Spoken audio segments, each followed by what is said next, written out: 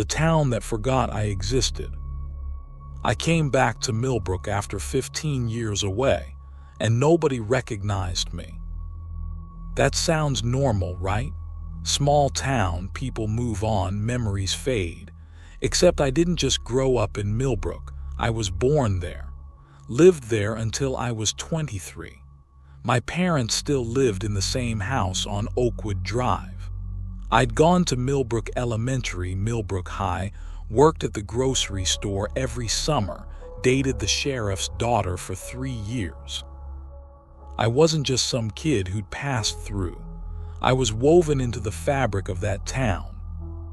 But when I walked into Henderson's Diner, the place where I'd eaten breakfast every Saturday morning for 2 decades, the waitress looked at me like I was a stranger. "Just you today, hun?" she asked, grabbing a menu. I stared at her. Betty Henderson. I'd known her my entire life. She'd served me my first cup of coffee when I was 16, had come to my high school graduation party, had cried when I left for college. "Betty," I said, "it's me, David Chen." She smiled politely. "Nice to meet you, David. You just passing through?" What? No, I grew up here, you know me. You've known me since I was a kid." Her smile faltered, became concerned. "I'm sorry, dear, but I've never seen you before in my life. Are you feeling all right?" I backed out of the diner, heart pounding. Maybe she had Alzheimer's. Maybe she was having a bad day. There had to be a rational explanation. I walked down Main Street toward my parents' house.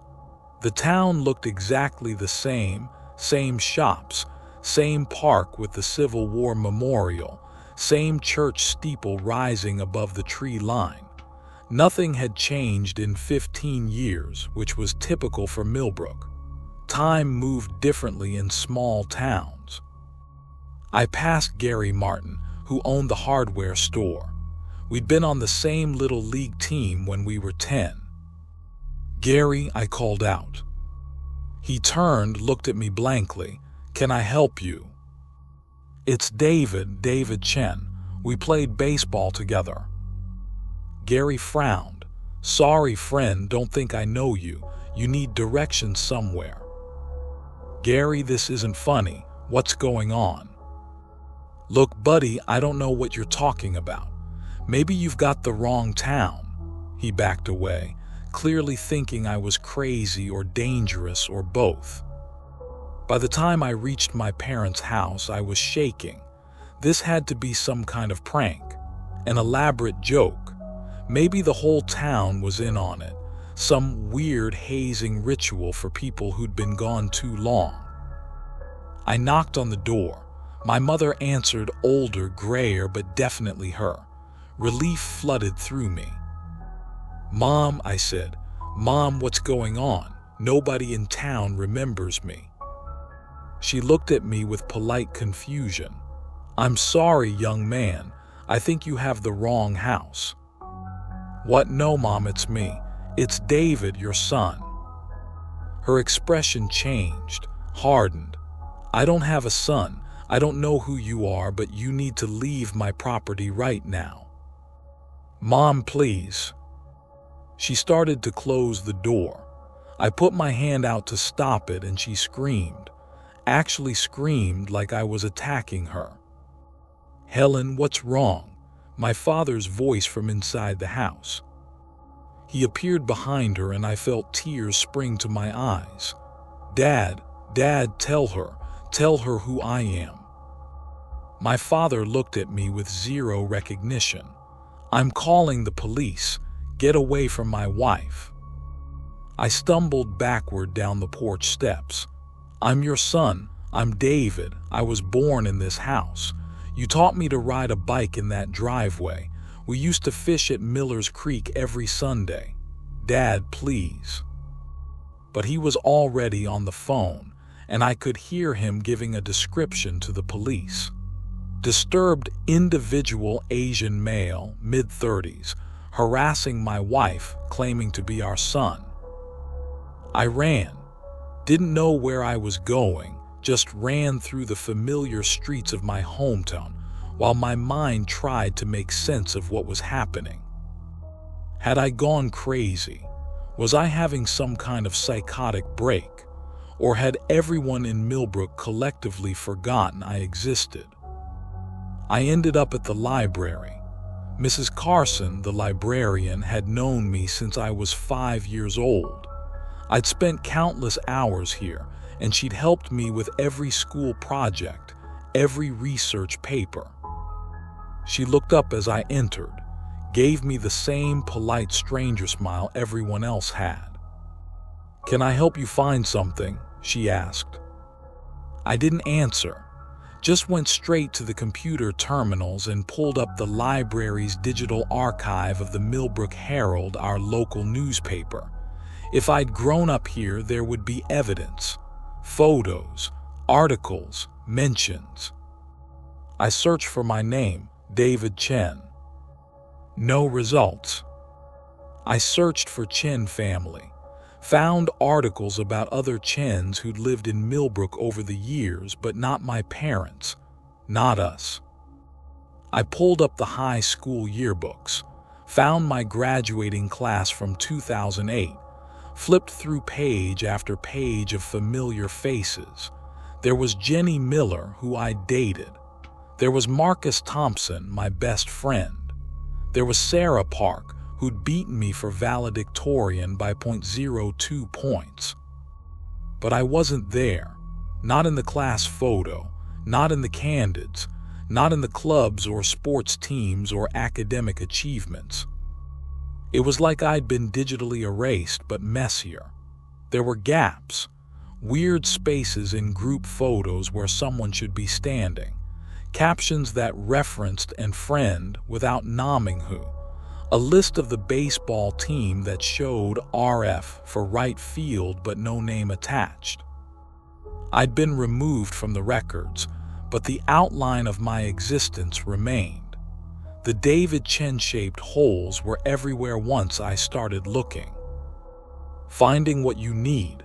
Mrs. Carson asked, appearing beside me. I nearly jumped out of my chair. "Mrs. Carson, please look at this." I pointed to a photo of the high school baseball team. "Don't you see it?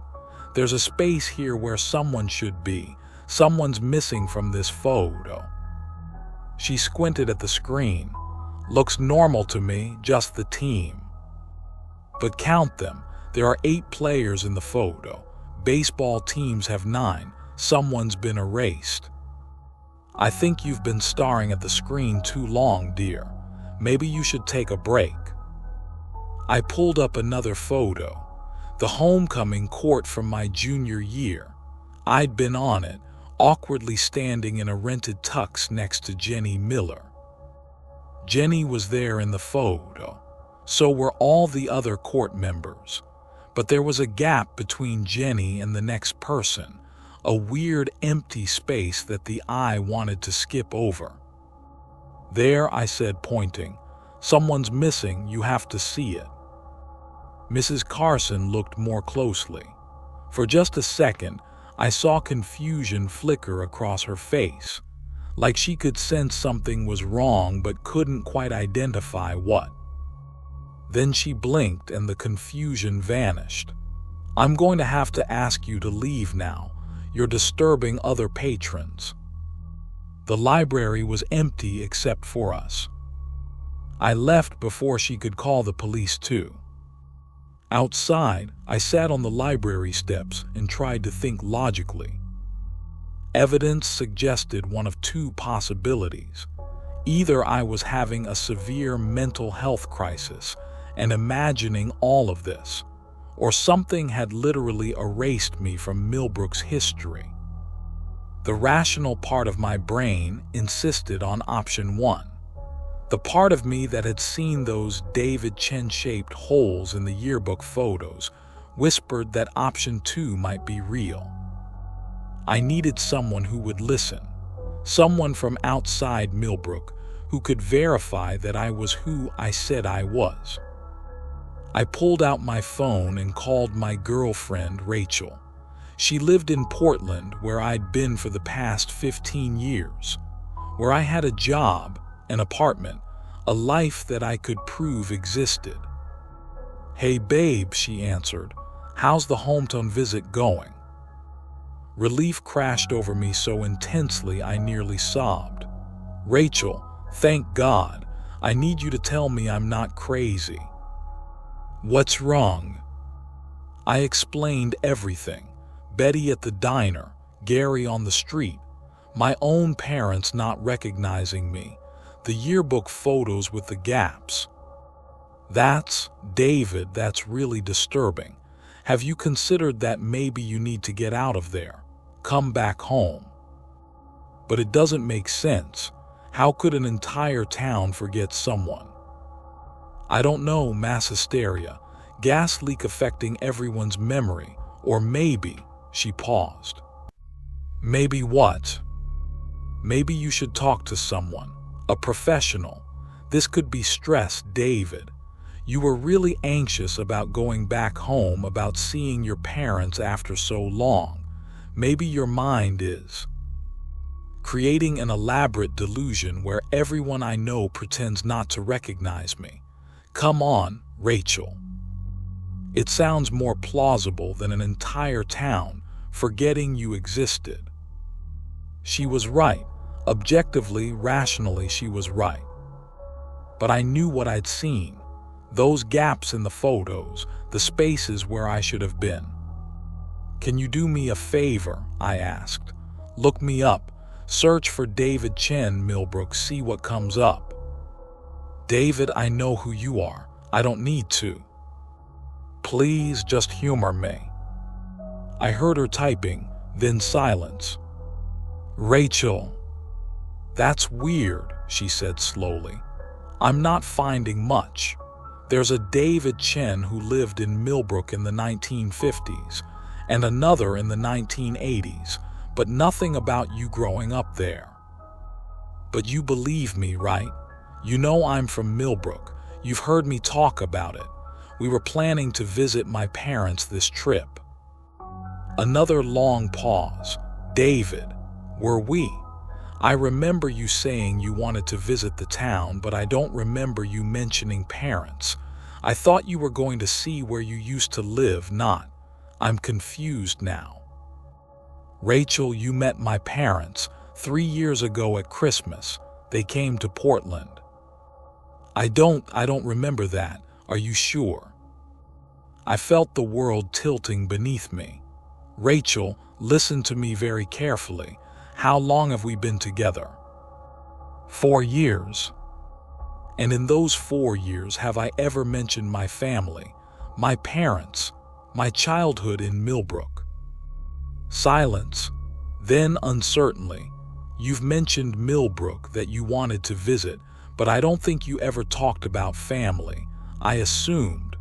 I thought maybe you were an orphan or estranged from your family or something. You never talked about them, so I never asked." "I talked about them all the time," I said, but even as I said it, I wasn't sure anymore. Had I? Or had I just assumed I had, the same way I'd assumed everyone in Millbrook would remember me? "David, I think you should come home. This trip isn't good for you." We hung up shortly after. She was worried. I was terrified. Because if Rachel, who'd known me for 4 years, who I'd lived with for 2, couldn't remember me talking about my family, then maybe the erasure extended beyond Millbrook. Maybe I was being retroactively removed from existence, one memory at a time, one person at a time. I needed to find out why. I went back to the library and started researching. Not my own history this time, but Millbrook's, looking for anything unusual, any legends or local history that might explain what was happening. Most of it was standard small-town stuff, founded in 1847, survived the Civil War, had a minor boom during the Industrial Revolution. quiet ever since. But then I found something. A small article from 1923 buried in the archives of the Millbrook Herald. Goldman Vanishing from memory. Thomas Whitmore, longtime resident of Millbrook, has reportedly been forgotten by all who knew him. Despite evidence of his existence, property records, photographs, birth certificate, no resident can recall knowing him. Whitmore claims a curse was placed on him by a woman he spurned. Sheriff investigating possible fraud or mass delusion. Update: case closed. No evidence of wrongdoing. Whitmore departed Millbrook yesterday. Current whereabouts unknown. My hands were shaking as I searched for more. Found another article from 1956. Disappearance mystery. Sarah Greenwood, 34, claims her entire family has forgotten her existence. Despite living in Millbrook her whole life, no one recognizes her. And another from 1979, and one from 1998. Every 20 to 30 years, someone in Millbrook was forgotten, erased from collective memory while still physically present. And now it was happening to me. But why? The article about Thomas Whitmore mentioned a curse. Was that real, or just his explanation for something he didn't understand? I needed to find the others, the people this had happened to before. If they were still alive, if they'd figured out what was happening and how to stop it. "Excuse me," a man's voice behind me. I turned. He was in his 60s, well-dressed, with kind eyes behind wire-rimmed glasses. "I couldn't help but notice what you were researching. I think we need to talk." He led me to a booth at a coffee shop on the edge of town, a place I didn't recognize, which meant it had been built after I left. "My name is Thomas Whitmore," he said once we were seated. "And yes, I'm the same Thomas Whitmore from that 1923 article, though I'm sure you have questions about how that's possible." I stared at him. He looked 60-something, not over 100. "That's not possible. Neither is an entire town forgetting you existed, yet here we are." He sipped his coffee calmly. "The erasure does more than remove you from memory, David. It removes you from time's normal flow. I left Millbrook in 1923. I've been gone for 100 years, but I've only aged about 40. Time works differently for the forgotten." "What's happening to us? Why is this happening?" "Millbrook isn't just a town," Thomas said. "It's I don't know the right word, a repository, a prison. There's something here, something that's been here since before the town was founded. It feeds on memory, on identity. Every few decades it selects someone and consumes them, erases them from the collective consciousness while leaving them physically intact. It's a slow consumption. First the town forgets, then people farther away. Eventually, everyone who ever knew you will forget you existed. And then what? Then you fade completely, cease to exist in any meaningful way. I've been running from it for 100 years, staying ahead of the spread, never letting it catch up completely. But it's getting closer. I can feel it. The forgetting is spreading faster now. There has to be a way to stop it, to reverse it." Thomas shook his head sadly. "I've been searching for a century. Talked to the others who were forgotten before me, the ones I could find. None of us found a solution. The thing in Millbrook is ancient, powerful. It may have existed before humans arrived here, or maybe we created it somehow, collective belief given form. I don't know, but it's unstoppable. So what do I do? Just run? Spend the rest of my life watching people forget me?"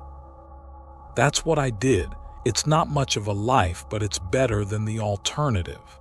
He reached into his jacket and pulled out an old leather journal. "This is everything I've learned. names of the others who were forgotten, theories about what the entity is, strategies for staying ahead of the erasure. It's yours now. Maybe you'll figure out what I couldn't. I took the journal, flipped through pages of cramped handwriting, newspaper clippings, sketches of symbols I didn't recognize. "Why are you helping me?" I asked. "Because I've been alone with this knowledge for 100 years, and I'm tired, David, so tired. The forgetting is almost complete for me. Soon, even I won't remember who I was. I'll just be a blank slate, a person with no history, no identity, a ghost in the living world. I wanted to pass this on to someone before that happens. Maybe you'll be smarter than me. Maybe you'll find the answer." He stood to leave, then paused. "One more thing, don't go back to Millbrook once you leave. The entity is strongest there. The forgetting accelerates when you're in town. Get as far away as you can and stay away. It's the only way to slow it down." "But my parents don't remember you, and they never will again. I'm sorry, that's the hardest part. Losing the people who made you who you are, but you have to let them go. Holding on just makes it hurt longer." He walked out of the coffee shop, and I watched him disappear down the street. Part of me wanted to call after him, to ask more questions, to not be alone with this knowledge. But I understood. He'd carried this burden for a century. He'd earned his rest, even if that rest meant fading into complete non-existence. I left Millbrook that afternoon, drove back to Portland with Thomas's journal on the passenger seat and my mind reeling. Rachel was waiting at my apartment. She looked relieved to see me, but also confused. "David, I wasn't expecting you back so soon. Wait, did you go somewhere?" It had already started. The forgetting was spreading to her. "I went to Millbrook," I said. "My hometown, remember?" She frowned. "You went on a trip, but I don't. Millbrook, is that in Oregon?" "It doesn't matter," I said, feeling something break inside me. "Let's just watch a movie or something." That was 6 months ago. Since then, the forgetting has spread steadily. Rachel doesn't remember where I'm from now. Thinks I grew up in Portland. My coworkers have forgotten that I ever mentioned having parents. My college roommate, when I called him, had no memory of me talking about Millbrook or my childhood there. The erasure is moving backward through my history, consuming memories in reverse chronological order. Eventually, it will reach the beginning, and when it does, I'll simply cease to have ever existed. I've been studying Thomas's journal, following up on his research. There are dozens of us out there, people who have been forgotten by their hometowns, who exist in this strange liminal space between being and not being. Some of them have adapted, created new identities, new histories, accepted their fate. Others are still searching for answers like Thomas did. I'm still searching too, because I can't accept that I'm just going to fade away, that everyone I've ever known will forget I existed, that I'll become nothing more than a David Chen-shaped gap in the universe. But I'm running out of time. Rachel forgot my birthday last month, said she could have sworn I was born in July, not March. My mother, when I called from a blocked number, told the person who answered that she and my father never had children. The gaps are closing. The outline of my existence is being erased. I went back to Millbrook last week. I know Thomas told me not to, but I had to see it one more time. Had to stand in front of my childhood home. Had to walk the streets where I'd grown up. The town looked the same, felt the same, but I was a stranger there now, completely unknown. I went to the park and sat on the bench where I'd had my first kiss with Jenny Miller. watched the sun set over the same skyline I'd seen 1,000 times as a kid. And I felt it, the entity, the thing that was consuming me. It wasn't malevolent, wasn't even conscious in any way I'd recognize. It was just hungry, an emptiness that needed to be filled. It fed on identity, on memory, on the connections between people that create meaning. And I was its current meal. I could feel it working on me there in the park, could feel my own memories starting to blur, starting to fade. I couldn't quite remember what my childhood bedroom had looked like, couldn't recall my father's voice clearly. The details were smudging, like a watercolor painting left in the rain. I left Millbrook again, probably for the last time. Thomas's journal has one final entry, written just before he gave it to me. I've been reading it every night, trying to understand what it means. I think I finally understand what the entity is, he wrote. It's not a curse or a monster, it's a correction. Millbrook shouldn't exist. The town was built on a nexus point, a place where reality is thin. Every few decades, the universe tries to correct this error by erasing something that shouldn't be there. It can't erase the town itself. Too much history, too many connections, too real now. So it erases individuals instead. We're the price Millbrook pays for existing in a place it shouldn't. We're the sacrificial offerings to keep the town real. If he's right, then there's no cure, no way to stop it. I'm being erased because I'm from a place that shouldn't exist, and the universe is trying to balance the equation. I should be angry, should be fighting harder, should be screaming at the injustice of being erased from existence for the crime of being born in the wrong town. But mostly I'm just tired. Tired of watching people forget me.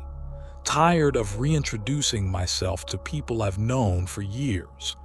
Tired of explaining my history over and over only to have them forget it again. Rachel and I broke up yesterday. She didn't understand why she was dating me in the first place. Couldn't remember how we'd met or why she'd fallen in love with me. Said she felt like she was living with a stranger. She's not wrong, I'm a stranger to everyone. Soon I'll be a stranger to myself. I pulled out the journal today and started to write my own entry, to pass it on to whoever gets forgotten next, to give them what Thomas gave me, information, understanding, and the knowledge that they're not alone. But as I write, I'm realizing something. I can't quite remember Thomas's face, can't recall exactly what he said to me in that coffee shop. The entity is eating backward through my timeline, and it's reached the day I learned the truth. Soon, I won't remember that I'm being forgotten, won't understand what's happening to me. I'll just be confused as to why nobody knows me, why I can't find any evidence of my past. And then, eventually, I won't remember that I had a past at all. I'll just be David Chen. No history, no hometown, no family, no memories older than yesterday. A person-shaped gap in the universe where someone used to be. I'm writing this down now while I still remember, while I still know who I was. My name is David Chen.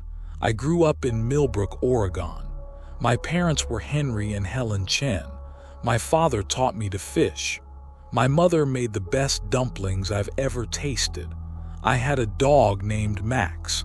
I played right field on the high school baseball team. I was in love with Jenny Miller, who broke my heart when she left for college on the East Coast.